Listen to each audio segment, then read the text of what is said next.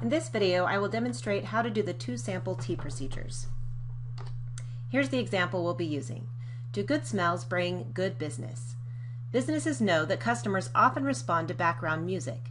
Do they also respond to odors? One study of this question took place in a small pizza restaurant in France on 2 Saturday evenings in May. On one of these evenings, a relaxing lavender odor was spread through the restaurant. On the other evening, no scent was used. The two evenings were comparable in many ways, weather, customer count, and so on, so we're willing to regard the data as independent simple random samples from spring Saturday evenings at this restaurant.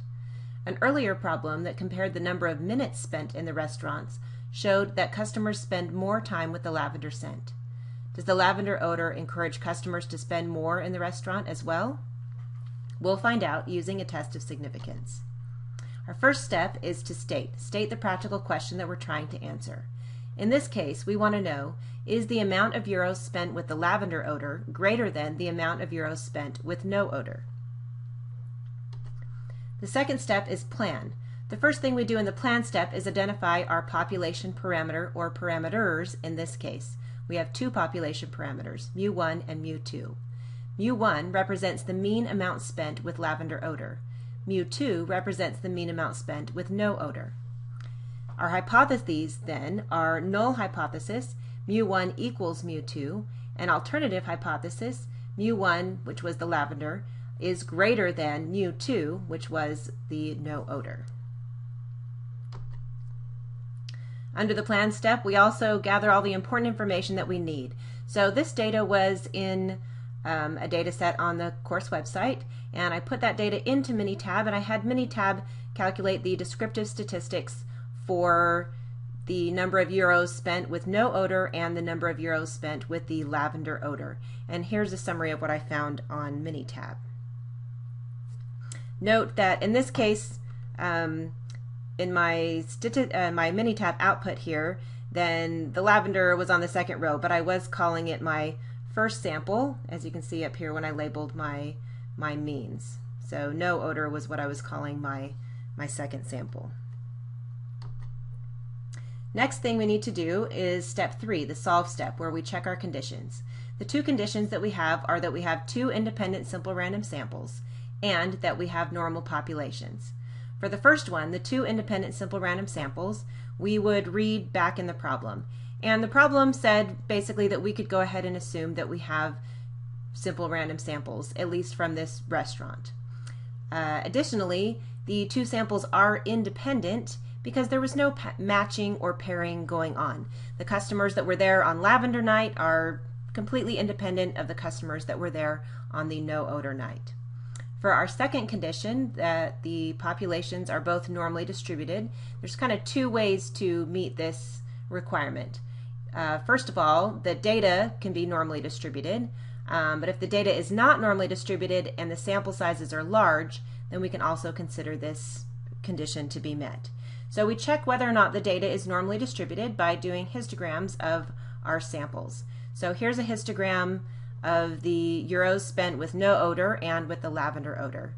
And if we look at these, we'd like them to look like lovely normal distributions, but they pretty much don't look exactly normally distributed here. However, if we look at our sample sizes, N1 plus N2 was equal to 60.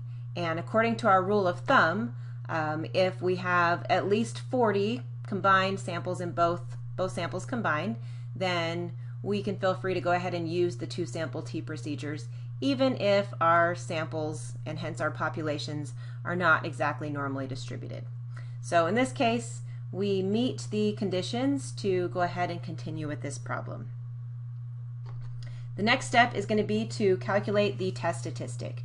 So the name of our test statistic that we're using is T, and T is equal to x bar 1 minus x bar 2 divided by the standard error, and the standard error is the square root of S1 squared over N1 plus S2 squared over N2. So next thing I'm going to do is just plug in all the values from my samples into the formula. So when I do that, I'm going to end up with 21.5 123 minus 17.513 divided by square root of 2.345 quantity squared divided by 30 plus 2.359 quantity squared divided by 30.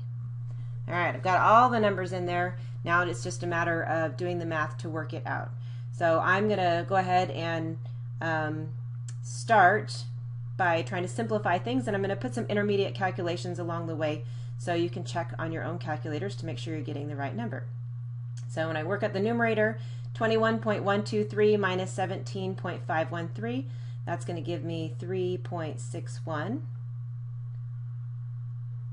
And divided by, if I work these numbers in the denominator, so first I'm going to take that 2.345, square it, and divide by 30. And when I do that, then I end up with 0.1833008 plus, now I'm going to do the same thing to the other part here, that 2.359, square that and divide it by 30, and that gives me 0.185496. Notice I carry out quite a few decimal places. Whoops, this computer pen's a little silly. I carry out quite a few decimal places here. It's best to try to avoid rounding as much as possible. That's what's gonna, rounding can really mess you up if you round too much. So if you carry out lots of decimal places, then you're going to be pretty safe. All right, so now I'm going to simplify that denominator a little bit more. So I still have 3.61 in my numerator, and in my denominator, so sorry, really annoying computer pen here. I'm going to add those two numbers together, take the square root, and when I do that I get 0.607286. 0.607286. Finally, I'm going to divide the top into the bottom, and I end up with a t-value of 5.95. So this here is my test statistic. Now I'm going to use this test statistic to help me find the p-value, which is what I really want to find in this case. So my test statistic is 5.95, remember that. To find the p-value, in fact I'm going to write that up here. So we got t was equal to 5.95. To find that p-value, we're going to look at the smaller of n1 minus 1 and n2 minus 1 as our degrees of freedom. Remember, when we use the t-distribution table, we have to be concerned with degrees of freedom.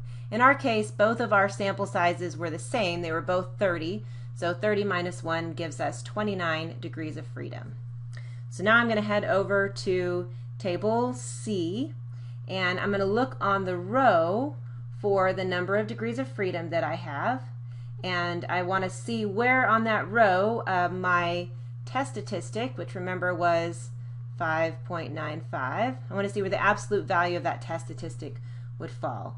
So I'm just kind of looking along this row here, and as you can see, I get all the way to the end of the row, and 5.95 would be somewhere off the charts, way over here. And if you look at the pattern of the p-values going from left to right, then you can see that they're getting smaller and smaller and smaller. So because my test statistic is so large that it falls off the chart, that actually means that my p-value is really, really small. We had a one-sided test. I know that because looking at the alternative hypothesis, it said greater than. So if it says greater than or less than, it's going to be a one-sided test. Not equals to would be a two-sided test. So mine was one-sided because it was greater than, which means that my p-value is going to be less than the smallest thing in the table, which in this case is less than 0.0005. So that's my p-value. All right, so my p-value, and I'll write it up here one more time, p-value less than 0.0005. My p-value is less than alpha for sure. It's really, really, really low. When p is low, HO must go. So my conclusion, we reject H0 and conclude that the amount of euros spent with the lavender odor present is more than the amount of euros spent with no odor. So notice that the first part of my conclusion, I'm either rejecting or failing to reject. In this case, with my low p-value, I'm rejecting. And the second part of my conclusion always refers to the alternative hypothesis. Whether I reject or fail to reject, the second part refers to the alternative. When I reject, then I'm saying that I conclude that the alternative is true, or that we have enough evidence for the alternative.